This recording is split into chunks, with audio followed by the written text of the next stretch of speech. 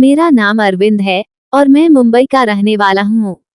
इससे ज्यादा अपने बारे में मैं कुछ और डिटेल्स नहीं देना चाहूंगा, क्योंकि मैं नहीं चाहता कि अपने साथ हुई वहशियाना घटना की हकीकत बताने के बाद में दुनिया के सामने मजाक बनकर रह जाऊं। यह उन दिनों की बात है जब मेरा कॉलेज का तीसरा साल शुरू हुआ था।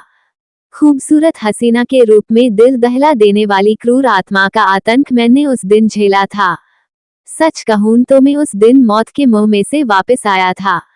मैं जुहू पर बैठा नारियल पानी पी रहा था। दोपहर के 12 बजे थे।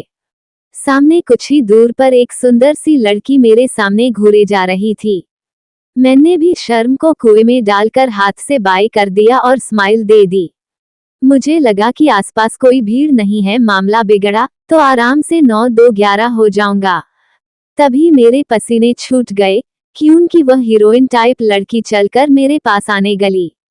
मुझे लगा आज तो पक्का सैंडल पड़ेगा या उसकी 5 उंगलियां मेरे गाल पे छपेंगी। पर गजब हो गया, उस लड़की ने आकर मुझसे हाथ मिलाया और सीधा मुझसे बोली कि चलो कहीं और चलें।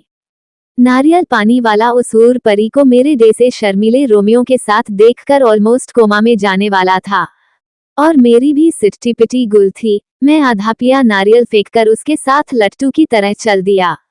मैंने फट से बाइक स्टार्ट की, वह भी लपक कर पीछे वाली सीट पर मुझसे सट कर बैठ गई और हम चल दिए। रास्ते में मैंने उसको पूछा कि कहाँ चलेंगे। उसने कहा कब्रिस्तान ले लो। मैं बोला अच्छा, और वहाँ क्या करेंगे? उसने कहा तेरा खून पीना है मुझे।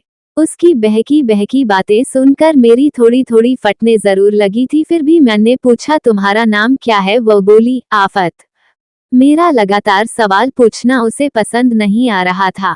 उसने बाइक रुकवा दी और बाइक से उतरकर बोली कि अगर तुमने रास्ते में आगे एक भी और सवाल किया तो मैं तुम्हारे गले से ताज़ा खून चूसने लगूंगी और तुम्हारा मांस भी नोच लूंगी। एक खूबसूरत लड़की के ऐसे बर्ताव से मैं सदमे में था। मुझे लगा यह शायद सनकी होगी या पक्का इसमें कुछ आत्मा वात्मा का साया है।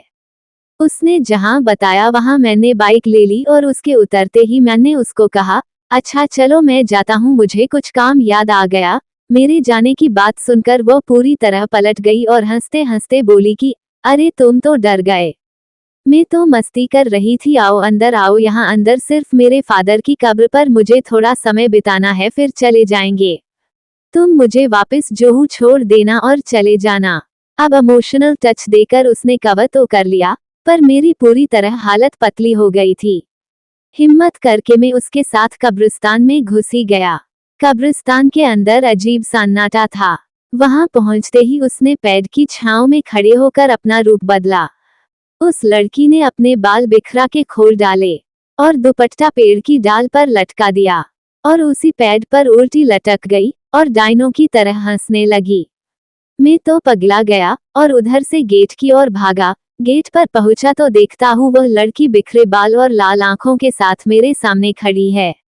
मैं कांपने और गिड़गिड़ाने लगा, पर वह मेरे सामने से नहीं हटी। उसने अजीब विकराल आवाज में कहा कि बहुत जवानी चढ़ी है ना, आज तेरी सारी गर्मी उतार दूंगी नालायक। मैं साइड से भागने लगा तो उसने मेरी टांग पकड़ ली और मुझे जमीन पर गिरा दिया।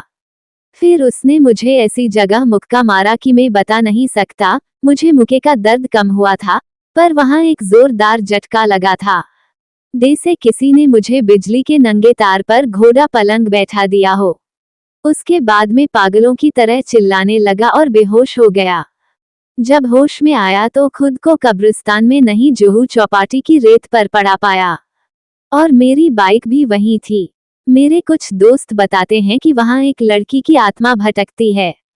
वो लड़की बेहद खूबसूरत होने के कारण बहुत सारे लड़के उसके पीछे पड़कर उसे तंग किया करते थे।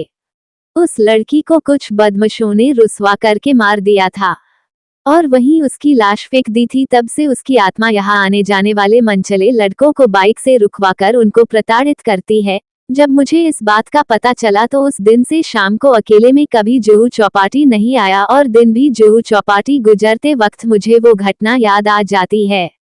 यदि ये कहानी आपको पसंद आई हो तो अपने दोस्तों और अन्य लोगों के साथ शेयर जरूर करिएगा।